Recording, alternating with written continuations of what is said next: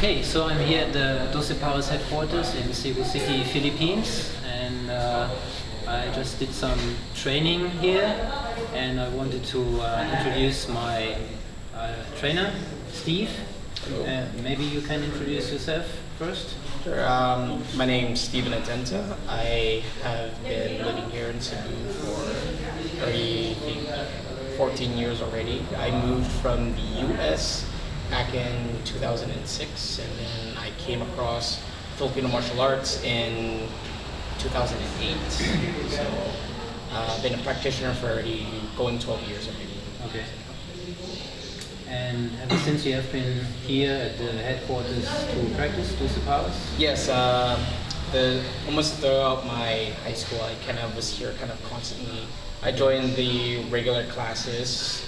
Eventually, I became like one of their fighters.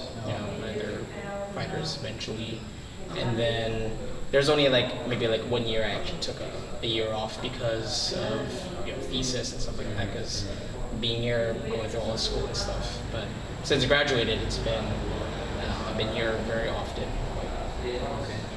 And then you became a professional FMA trainer here at the Doce Pares? Yeah, I started sometime after similar time, back in 2015. So that's when they asked me if I wanted to be an instructor. Okay. Yeah. And that was the time when I was also fresh from graduation. So that was maybe a few months later. So I started teaching here as an instructor at that time in 2015. Okay. And the Doce Pares we practice here is a multistyle system of Doce Pares. Yeah. So that means all weapons, all ranges. Yeah, the whole everything, whole curriculum. Okay.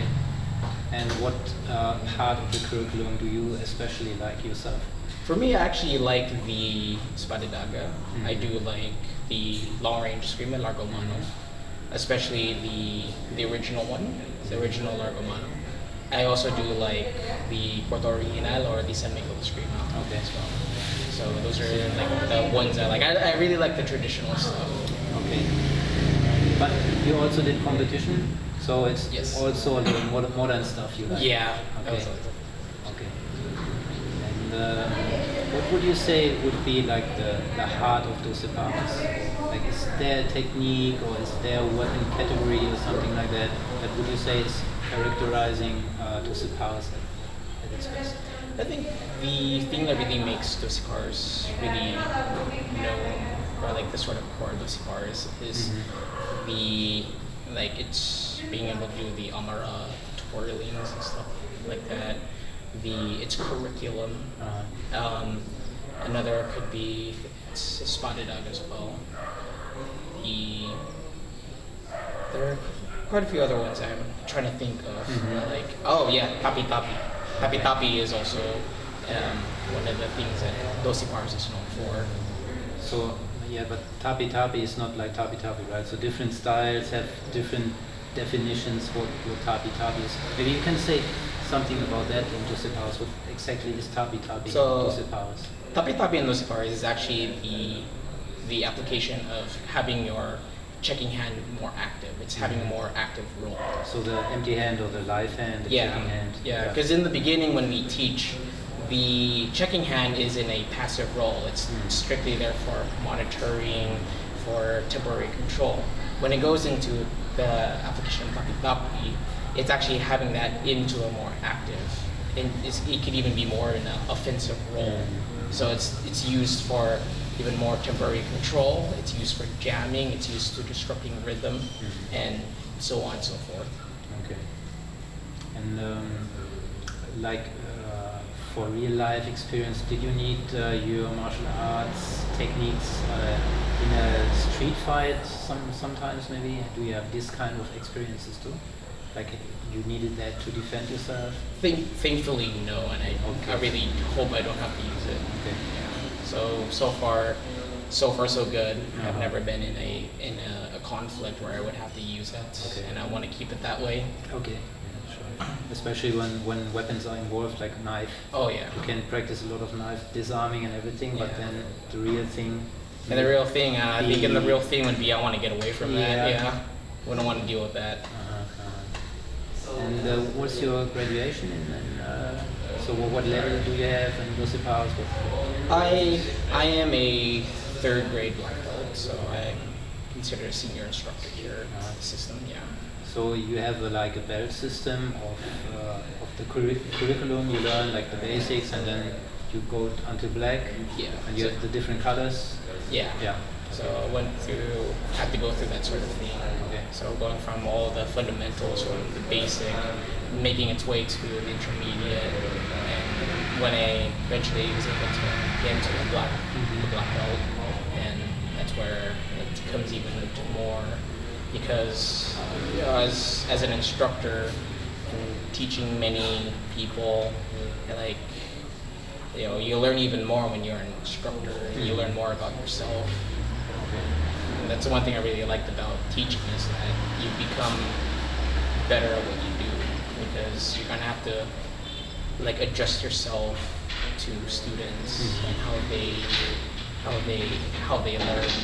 And being able to find like a way to help them understand it is something that I like personally, and it's a really like a nice feeling when they get it, and having them go through that journey of trying to learning. I'd say that Doce Pares is a good starting point, because one is that like they do have a facility, but like if you want to kind of experience Filipino martial arts and experience Filipino martial arts, right? It's very very very nice, because you can experience the sort of different styles and get understand its basics and stuff like that.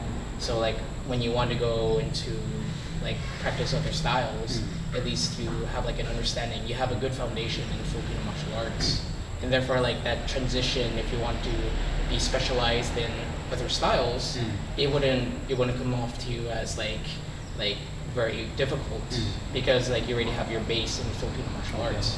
And there's also good connection. Yes. With my Heidelberg teacher, for example, like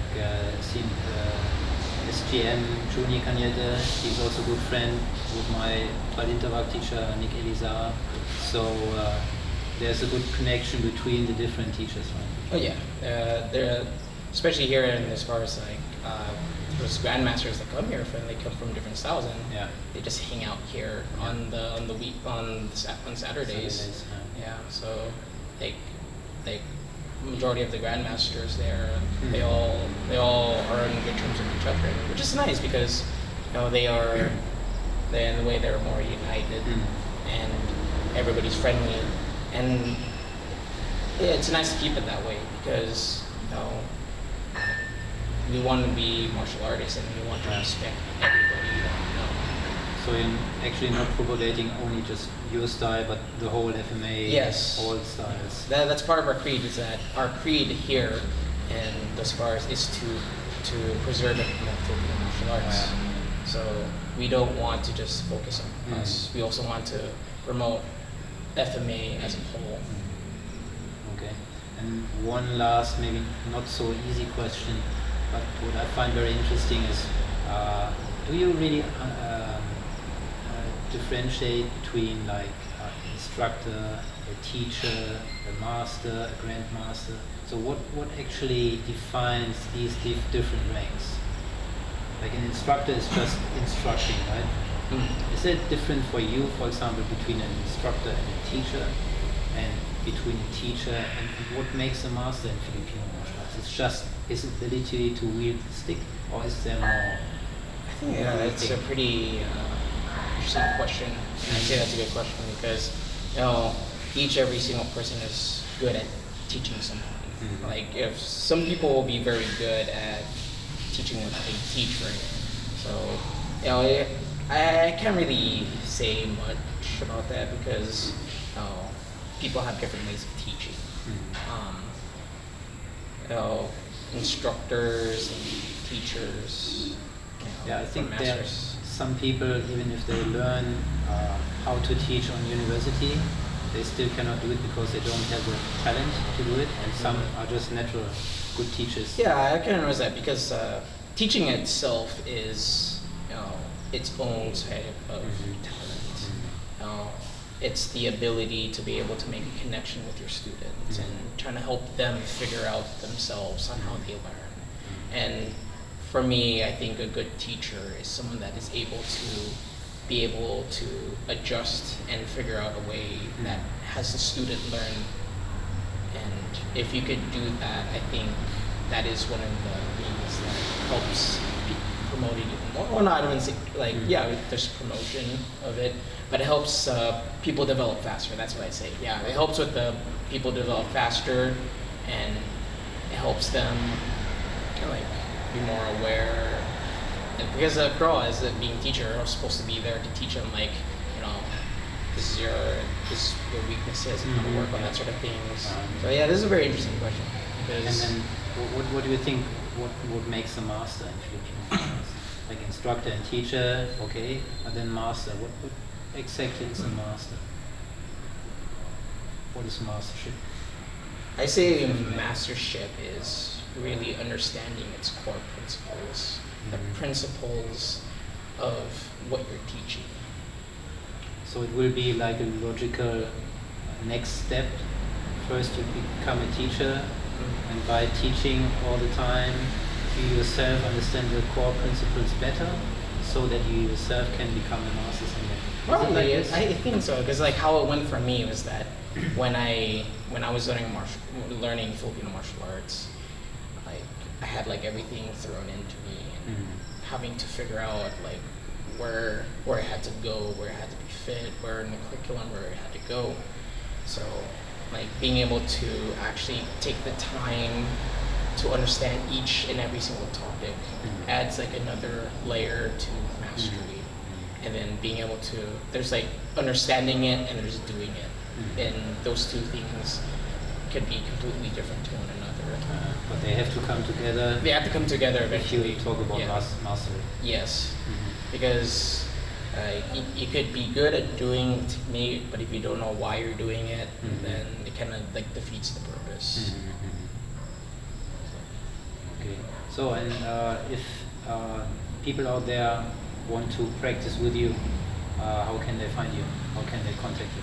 Oh, they could go to our Facebook page at the Doce Pares HQ. That's on Facebook. We are located here at 31 Eagle Street, Santanino Village, Binilad.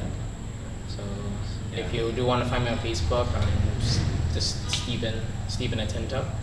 I'm their instructor here at the Doce Pares gym.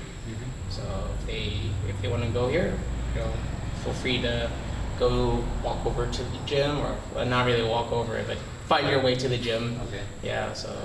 Yeah. Okay. Good. So thank you very much for the interview. Thank you. Thank you.